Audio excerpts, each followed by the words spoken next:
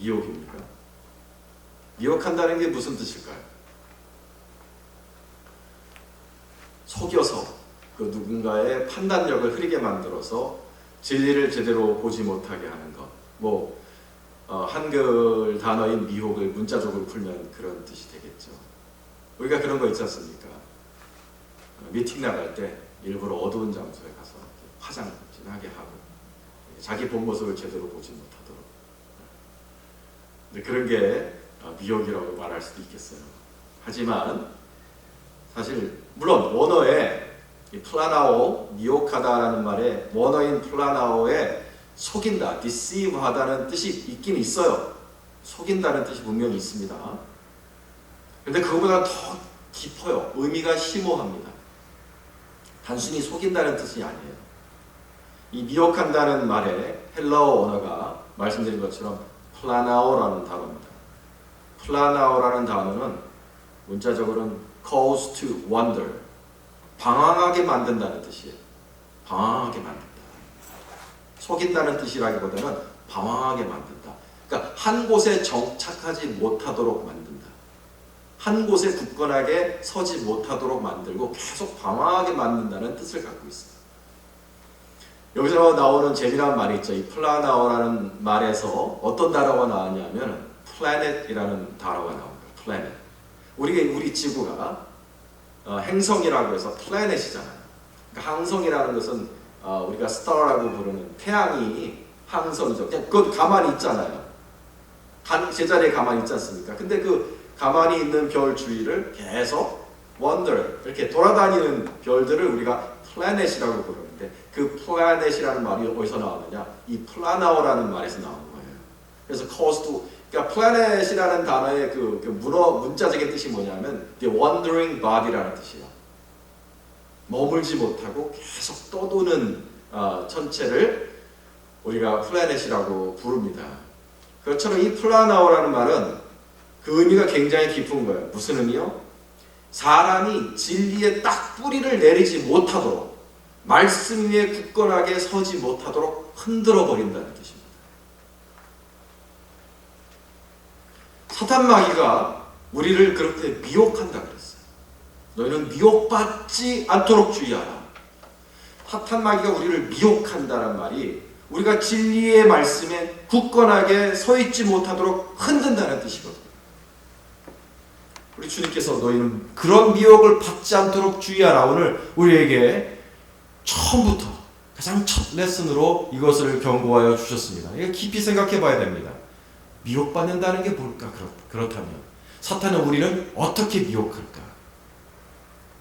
우리가 제일 먼저 생각해 봐야 될 것이 창세기 3장의 뱀의 미혹입니다. 고린도후서 11장 3절을 보면 사도 바울께서 이런 말씀을 하신 적이 있어요. 뱀이 그 관계로 하와를 미혹한 것 같이 라고 쓰셨어요. 그러니까 창세기 3장의 뱀이 한 행동이 그게 미혹이에요. 뱀이 그 관계로 하와를 미혹한 것 같이. 그러니까 창세기 3장을 깊이 이해하면 미혹한다는 게 뭔지를 우리가 알 수가 있는 거죠. 마귀가 성경에 처음으로 등장해서 한 짓이 미혹입니다. 창세기 3장을 우리가 좀 깊이 생각해 보죠. 사단 마귀가 어떻게 미혹을 했습니까? 첫째로 사단 마귀는 뱀의 모양으로 인간에게 다가왔습니다. 그게 미혹입니다. 여러분 의아하시죠? 왜 뱀의 모양으로 온 것이 미혹일까? 우리가 생각하는 뱀은 너무 흉측하고 징그럽고 보기 싫은 그런 짐승이죠, 지금은. 근데 그건 저주받은 모습이에요. 원래 에덴 동산의 뱀은 그렇게 생기지 않았었겠죠. 하나님의 저주를 받아 배로 기어다니고 흙을 먹을 수밖에 없는, 그러니까 모양도 흉측하게 변했을 거예요. 뱀이 그 모든 들짐승들 중에 가장 간교하더라 그러셨어요. 하나님께서. 간교하더라 이 말이 우리는 부정적으로만 들립니다. 그런데 히브리어 원어를 보면 그렇게 부정적인 단어는 아니에요. 아룸이라는 그 히브리어 단어는요, 물론 이렇게 교활하다 이러한 부정적인 의미로 쓰이기도 하지만, 여러분 우리가 즐겨 읽는 잠언 말씀에 어떠한 어떤 문학 양식이냐면은 미련한 자는 이렇게 하는데 슬기로운 자는 이렇게 하더라 하죠. 거기 나오는 슬기로운 자가 아름이라고 되어 있어요. 같은 단어가. 그러니까 이 아름, 간교하다는, 뱀을 간교하다 그랬는데 이 뱀이 간교하다는 그 말의 히브리어 원어는요, 사실 그렇게 부정적인 의미만 있는 게 아니에요. 너무나 영리하다. 한국말에 딱 어울리는 말이 있는데 영악하다라는 말이 있죠. 영악하다라는 표현이 정확한 거예요. 영어로 crafty. 영악하다. 뱀은요, 무슨 뜻이냐면 영악하기 때문에 말을 굉장히 인간과 의사소통을 잘했을 것이고 이렇게 사람과 아주 쿵짝이 잘 맞게 말을 주고받았을 거라 이거예요. 사람이 가장 좋아했던 짐승들 중에 하나가 뱀이었을 확률이 많습니다. 그래서 사단 마귀가 뱀을 택한 거예요. 그 많은 동물들 중에서. 요즘이야 우리 인간의 친구 하면 뭐 개겠죠. 개가 사람 말을 알아듣고 인간의 친구가 되지 않습니까? 그러나 에덴 동산에서는 달랐을 수 있어요. 뱀이 아마 그 원래 에덴 동산에서 좀 그럴듯한 모습으로 있었던 그 뱀이 인간의 친구였을 것입니다. 그러니까 이 말의 뜻은요, 사단이 뱀의 모양으로 나타났다는 건요, 바꿔 말하면 사단은 인간의 친구 모양으로 나타났다는 뜻입니다. 그게 사단의 첫 번째 미혹이에요. 지금도 여러분, 사탄은 우리에게 어떤 모양으로 나타납니까? 친구의 모양으로, 천사의 모양으로 나타난다는 것을 기억하셔야 합니다. 고린도서 11장 13절 15절에서는 이것은 이상한 일이 아니니라. 사탄도 자기를 광명의 천사로 가장하나니 그러므로 사탄의 일꾼들도 자기를 의의 일꾼으로 가장하는 것이 또한 대단한 일이 아니니라 했습니다. 그래서 사탄이 나타날 때는 항상 훌륭한 모습으로 나타납니다. 광명의 천사로 나타납니다. 의의 일꾼으로 나타납니다. 무슨 소리예요? 하나님의 사람처럼 나타난다는 뜻이죠. 마지막에 나타나는 적그리스도 또한 그렇게 나타날 것입니다, 여러분. 흉측한 용의 모습으로 나타나는 게 아니에요. 천사 같은 모습으로 우리 앞에 나타날 겁니다. 언제요? 이 지구상에 큰 위기가 닥쳤을 때 세이비어, 구세주 같은 존재로 나타날 거예요. 여러분, 이 바이러스가 그 시작을 알리는 것이라는 건 여러분 다 아시죠? 지금은요, 전 세계의 모든 얼었던 곳이 다 녹고 있습니다. 북극과 남극만 녹는 게 아니라 이 만년설이 있었던 알프스 산맥이 녹고 있고 히말라야가 녹고 있는데, 그 녹을 때 최근에 무슨 실종됐던 사람들의 유해만 발견되는 게 아니라 수천 년 전의 사람들의 물품이 나오기 시작했어요. 온전히 보존된 상태로. 그러면은요, 그것들 중에 치명적인 바이러스 요만큼만 나와도 그 막을 수 없는 바이러스가 된다는 거예요. 굉장히 무서운 일입니다. 우리가 생각지 못했던 그러한 더 정말 치명적인 전염병이 돌 것이다, 뭐 그렇게 예언하는 사람도 있습니다. 이번 겨울이 뭐 그런 시간이 될 거라고 말하는 사람도 있어요. 전쟁의 소식이 들려옵니다, 여러분. 세상이 달라졌어요.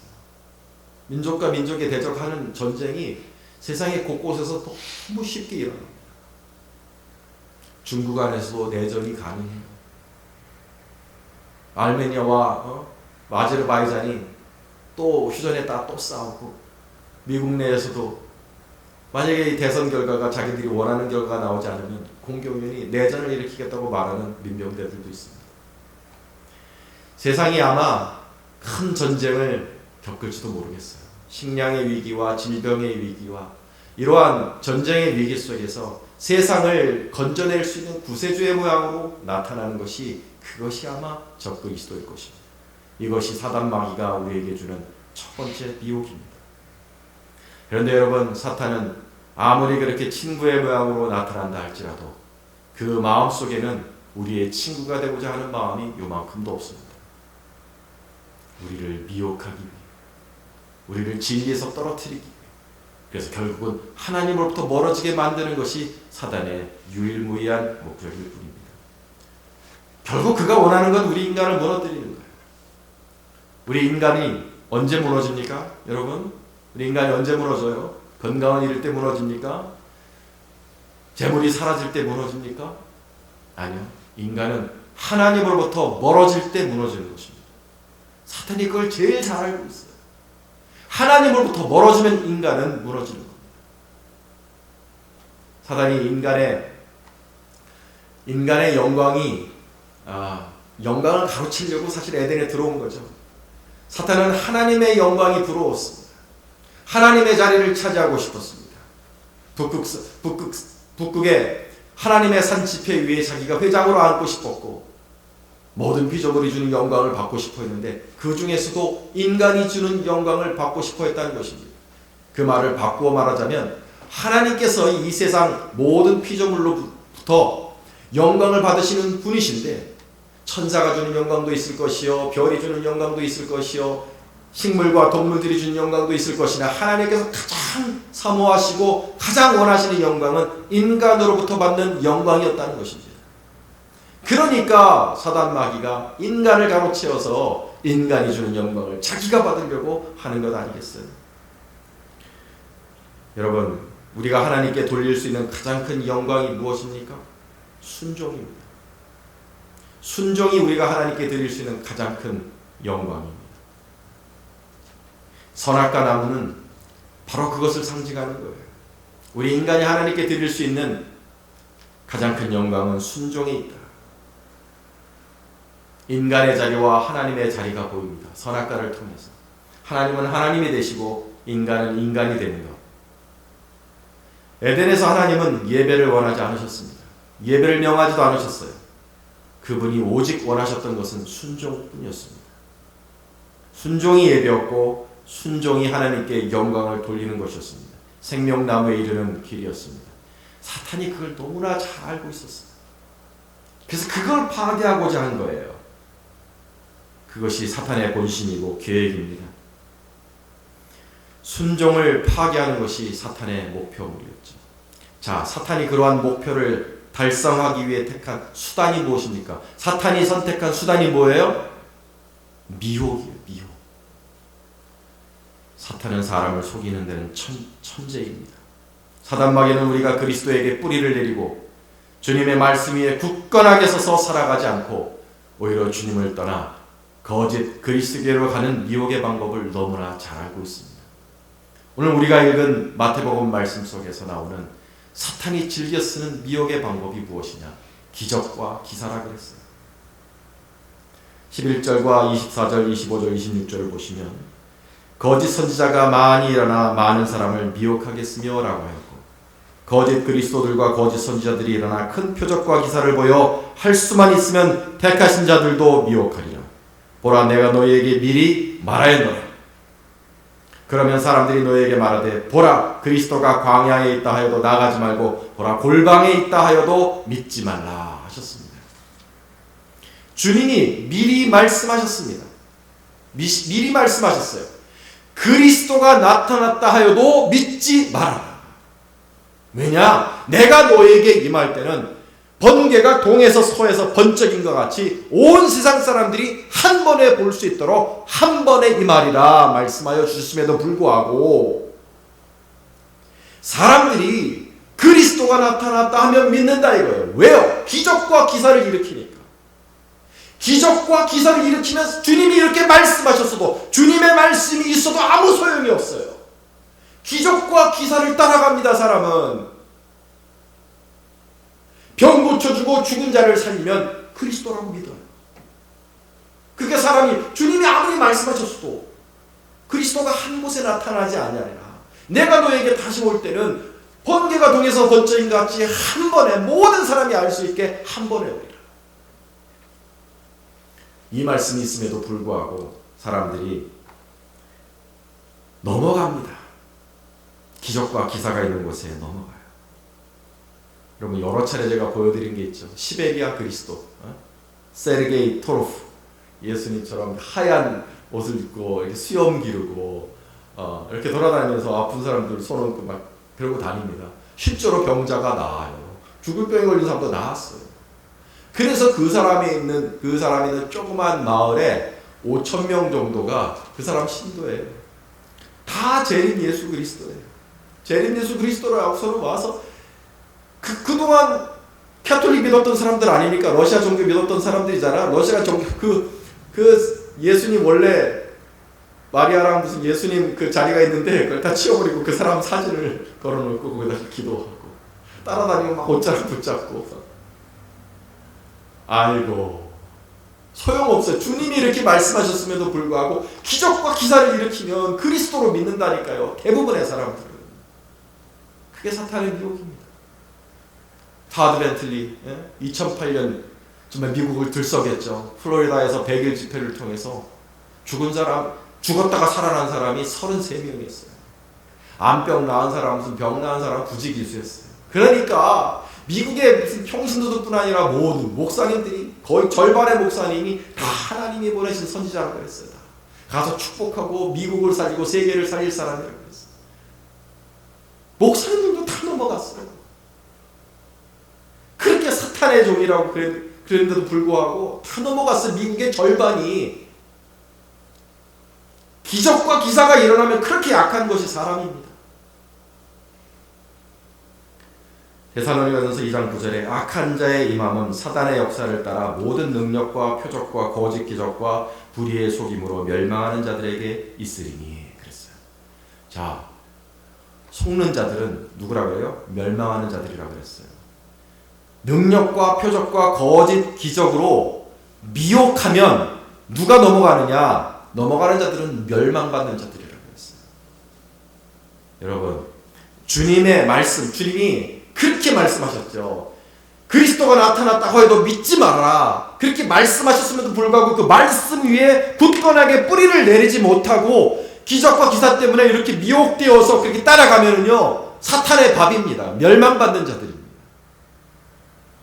창세기 3장으로 한번 다시 돌아보죠. 마귀가 아담과 하와를 미혹한 방법이 무엇이었어요, 여러분? 마귀가 나타나서 뭐 했습니까? 유혹했어요? 아, 선악과 나무 맛있어 보이지? 먹어, 맛있을 거야. 본능을 자극했나요? 아니요. 사단 마귀가 처음으로 공격한 것은 사단 마귀가 처음으로 그의 목표물로 삼은 거는요, 하나님의 말씀이었어요. 그가 공격한 건 하나님의 말씀이었어요. 그걸 흔들어 놓고 그 다음에 욕심과 본능을 자극한 게 나온 거지, 처음에 첫 공격은 하나님의 말씀이었다니까요. 세 가지 공격을 했습니다. 정말 먹지 말라 하시더냐. 말씀을 의심하게 만드는 거죠. 말씀을 의심하게 만들어요. 뭐 요즘으로 말하면 그렇게 생각한 사람 많잖아요. 성경이 사실일까? 이게 진짜 진리일까? 아니면 그냥 유대인들의 경전일까? 말씀에 대한 의심을 넣는 것이 사단의 첫째 공격이었습니다. 두 번째는 뭐였어요? 말씀을 부정합니다. 아니야, 성경이 그렇게 말했지만 아니야, 사실이 아니야.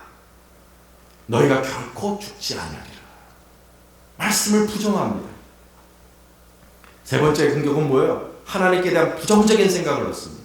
너희가 그것을 먹는 날에는 너희가 눈이 밝아져 하나님과 같이 되어 선악을 알 줄 하나님이 아십니다. 하나님께 대한 부정적인 생각을 넣죠. 여기에 대해서 이번 수요일날 우리가 한번 깊이 공부를 해볼 거예요. 마귀가 미혹한 거는요, 이렇게 하나님의 말씀을 흔드는 것으로부터 시작한다니까요. 우리의 욕심과 본능을 자극하는 것부터 시작하는 게 아니에요. 마귀의 공격은 내 영혼 속에 있는 하나님 말씀을 흔드는 것, cause to wander, 정착하지 못하게, plan out, 막 돌아다니게. 성공했어요. 아담과 하와의 마음속에서 하나님 말씀이 흔들리니까 마귀의 미혹이 성공해. 그 다음에 나온 게 뭐예요? 말씀이 흔들리니까 아담과 하와에게 나온 게 뭐예요? 욕심이 나옵니다. 마음이 흐트러지는 거예요. 말씀이 흐트러지니까 마음이 흐트러져요. 보니까 모함직도 하고 막 지혜롭게 할 것 같기도 하고 탐스러워지라. 본능이 나옵니다. 욕심이 나옵니다. 하나님이 사람을 지을 때 영혼육으로 지으셨잖아요. 영혼이 혼을 지배하고 혼이 육을 지배하도록 지으셨어요. 그 영혼이 제자리를 잡는 게 뭐예요? 하나님 말씀이에요. 하나님 말씀이 흐트러지면 영혼이 지배력과 통제력을 잃는 겁니다. 영혼이 지배력과 통제력을 잃으면 뭐가 나와요? 육이 지배해요. 영이 지배하던 사람인데 이제 육이 지배하는 사람이 되어버리는 거예요. 아담과 하와에서 그걸 보잖아요. 그래서 결국 범죄하게 되고 하나님으로부터 멀어지고 하나님의 심판받아 죽음을 당하게 되는 비참한 일이 일어나는 것입니다. 그 모든 것의 시작이 어디요? 사단의 미혹이 어디서부터 시작한다고요? 하나님 말씀 흔드는 것부터 시작합니다, 여러분. 마귀는 성령이 등장하는 처음부터 사람을 미혹하되 말씀을 공격함으로 미혹을 성공시켰다는 것을 여러분 기억하셔야 돼요. 여러분, 마귀가 공격하는 그것이 우리에게 중요한 문제라는 것을 깨달으시길 바랍니다. 마귀가 왜 공격하겠어요? 그것을 제일 중요하니까 공격하는 거 아니겠어요? 제일 중요하니까 공격하면 아하! 깨달아야죠. 지혜로운 사람이라면 깨달아야죠. 아하! 이게 나에게 있어서 제일 중요한 부분이구나. 제일 중요한 부분이고 내 생명이고 내 코어고 내 핵심이니까 마귀가 이걸 공격하는구나.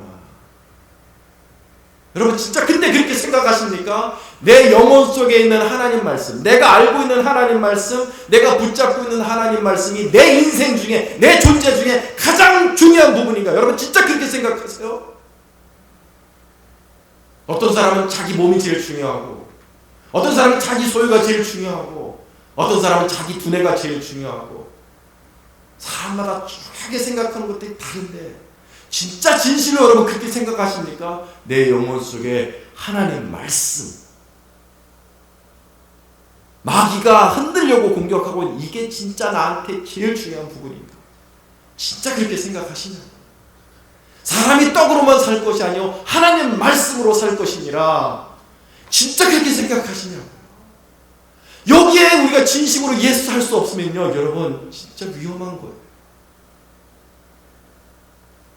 하나님 말씀은 생명의 방패인 줄로 믿습니다. 생명의 방패라 그랬어요.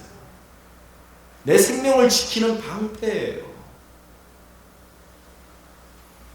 구원은 믿음에서 나는 거고요. 믿음은 들음에서 나는 것이고 들음은 말씀에서 나는 겁니다. 말씀을 잃어버리면 믿음을 잃는 것이고 믿음을 잃으면 구원을 잃게 되는 겁니다. 거꾸로 생각합니다. 말씀의 방패가 무너지면 여러분 제가 말씀드립니다. 말씀의 방패가 사라지면 여러분의 판단력은 없어집니다. 말씀의 방패가 사라지면 욕심이 살아납니다. 말씀의 방패가 사라지면 여러분은 방황하는 존재가 되는 거예요. Wandering body. 그리고 불순종이 시작되고 나아가 뭐요? 거짓 신앙으로 빠져들어가게 되는 거예요. 마지막 때도 여러분 마찬가지입니다. 우리에게 있는 신앙을 무너뜨리기 위해 적그리스도가 나타나서 뭘 하겠어요, 여러분? 거짓 선지자들을 보내서 뭘 하려고 하는 거예요? 물론 우리 그냥 다 알죠. 우리 신앙을 무너뜨리려고 그러나 보다. 우리를 핍박하려고 그러나 보다. 아니요. 아마 제일 처음으로 흔들 게 뭐냐면 말씀에서 떠나서 기적에 기반한 신앙을 만들려고 무더기도 노력할 거예요. 말씀에 기반한 신앙이 아니라 뭐요? 기적에 기반한 신앙. 이 파운데이션, 이 락 파운데이션을 바꾸려고 할 거예요. 말씀에 기초한 신앙이 아니라 체험에 기초한 신앙, 기적에 기초한 신앙.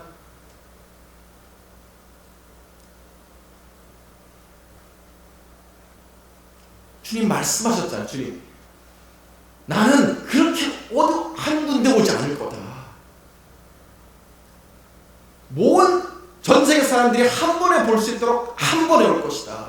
주님이 그렇게 말씀하셨는데 그게 우리 방패, 그걸 알고 있는 게 우리 방패예요, 여러분. 그게 방패예요. 근데 이걸 모르면, 여러분 모른다고 칩시다. 여러분 지금 들었으니까 아셨지만 이걸 모르는 사람들이 대부분이에요. 마태복음 24장에 이 말씀을 주님이 마태복음 24장 25절에 이 말씀을 주셨다는 거 모르는 사람 너무 많아요. 자, 한국에 많은 이단들이 있어요. 이게 다 한 뿌리에서 나온 거예요. 사실은 통일교 이 뿌리에서 나온 거예요. 뭐 문선명, 정명석, 요즘 여러분 잘 알고 있는 이만희, 안상홍, 뭐 그러한 이 더러운 인간들이 다 거의 공통적으로 쓰고 있는 게 뭔지 아세요? 주님은 구름을 타고 오신다. 이걸 써요, 이 말씀을. 주님이 어떻게 재림하시느냐? 구름 타고 오신다. 그걸 써요. 그 구름이 뭐냐? 그걸 찾는 거예요. 말씀을 막 비틀어서 구름이 뭘 의미하냐? 결국 돌고 돌고다 보면 그 통일교 무리가 구름이에요. 그 정명석 JMS 무리가 구름이에요. 아, 그렇구나. 그러니까 말씀에 방패가 없는 사람은 그리스도가 오실 때 이렇게 마지막 때에 이 말씀 마태복음 24장 25절을 모르는 사람들은 그걸 보고 혹하는 거예요. 방패가 없으니까 아 주님이 구름을 타고 오시나 보다. 근데 구름은 이렇게 다 보니까 야 저 과천에 있는 저 신천지 저거 이 신천지가 구름이구나. 넘어가는 거지.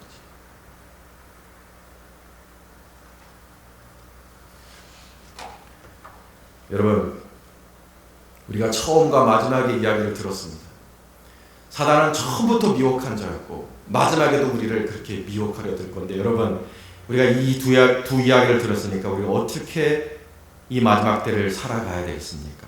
사랑하는 여러분 말씀을 잃어버리지 않으시기를 주님의 이름으로 축원합니다. 진짜 말씀이라는 우리의 락 파운데이션 이 반석과도 같은 말씀을 지켜낼 수 있기를 주님의 이름으로 축원합니다.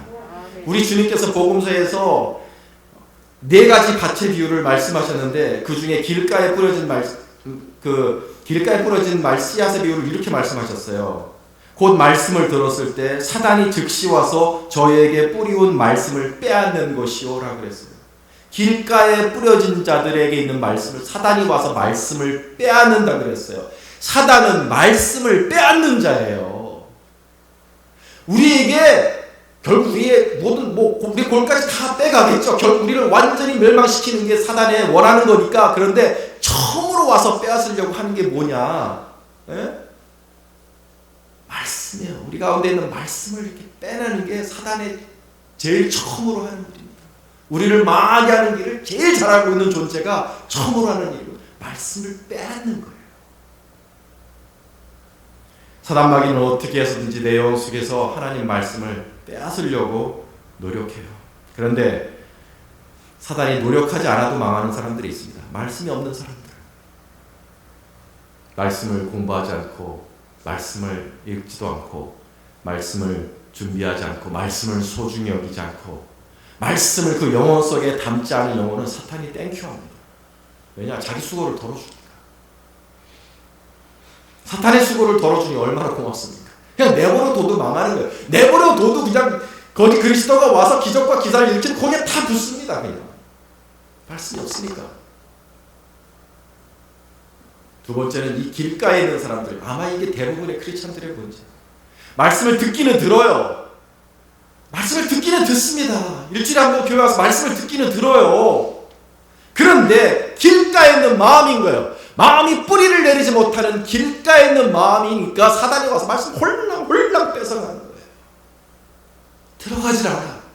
내 삶을 쉐입하지 않아요. 홀랑 뺏어가는 거예요. 길가에 있다는 게 뭘까요, 여러분? 너무 분주한 거예요. 너무 많은 생각이 있는 겁니다, 마음속에. 너무 번다한 거예요. 하나님 말씀에 고요하게, 정말 하나님 말씀에 집중하지 못한다는 뜻입니다. 한 귀로 듣고 한 귀로 나가는 거죠. 사단의 밥이에요. 사단이 그냥 말씀 그냥 뺏어갑니다.